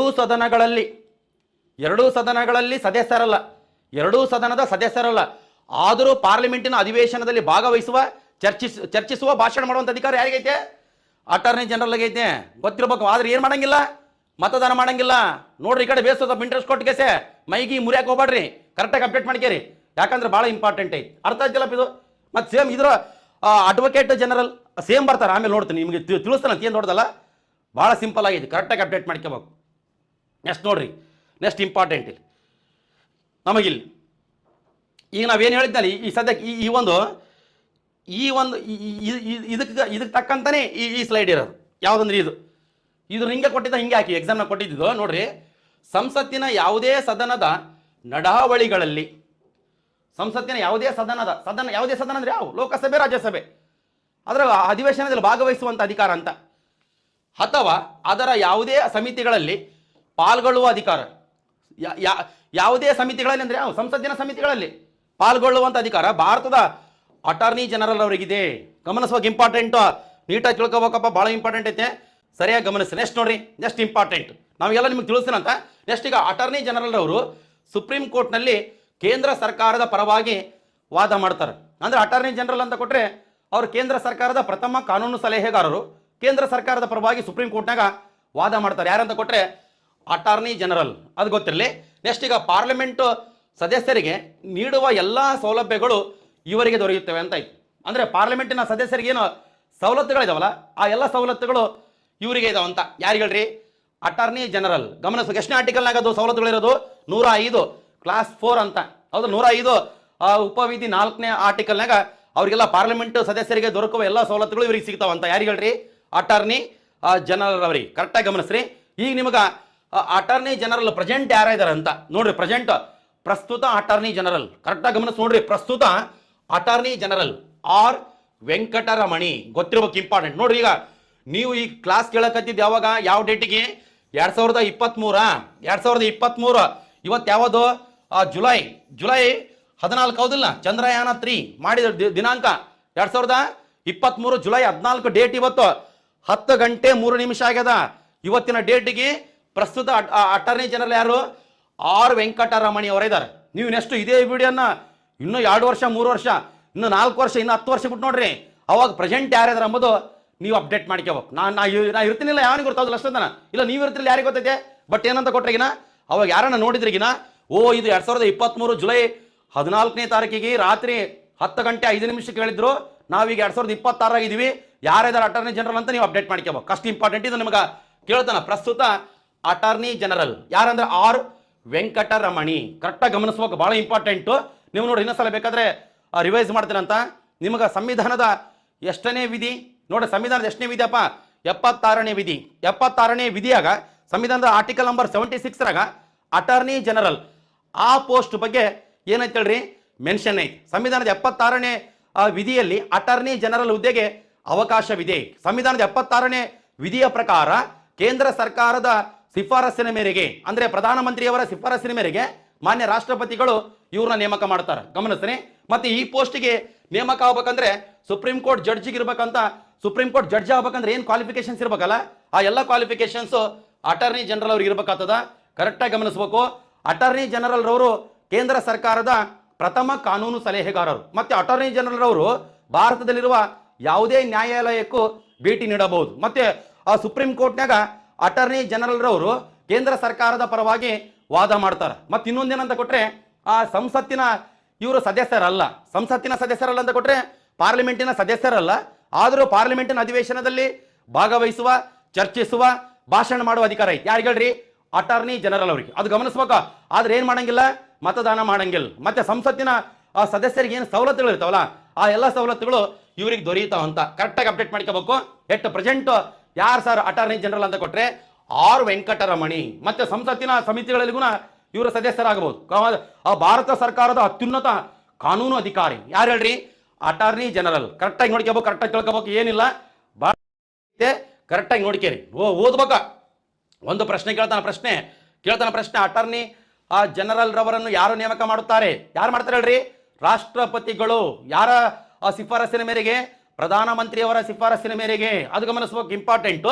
ಇವರ ಅಧಿಕಾರಾವಧಿ ರಾಷ್ಟ್ರಪತಿಗಳ ಇಚ್ಛೆ ಇರುವ ತನಕ. ಅದು ನಿಮ್ಗೆ ಗೊತ್ತಿರಲಿ. ನೆಕ್ಸ್ಟ್ ಈಗ ನೋಡ್ರಿ, ಒಂದು ಗೊತ್ತಿರ್ಬೇಕು ನಿಮಗೆ. ಸರ್ ಇಷ್ಟೊತ್ತಾನೇನು ಸರ್ ಅಟಾರ್ನಿ ಜನರಲ್ ಅವರ ಬಗ್ಗೆ ಹೇಳಿದ್ರಲ್ಲ, ಇದು ಕೇಂದ್ರ ಸರ್ಕಾರದಲ್ಲಿ ಇರುವಂಥ ಒಂದು ಪೋಸ್ಟ್. ಇದು ಅಂದರೆ ಕೇಂದ್ರಕ್ಕೆ ಸಂಬಂಧಪಟ್ಟಂಥ ಪೋಸ್ಟ್. ಇದೇ ಪೋಸ್ಟಿಗೆ ಸರಿ ಸಮಾನಾಗಿ ರಾಜ್ಯದಲ್ಲಿ ಈ ಪೋಸ್ಟ್ ಐತಿ. ಯಾವ ಪೋಸ್ಟ್ ನೋಡ್ರಿ?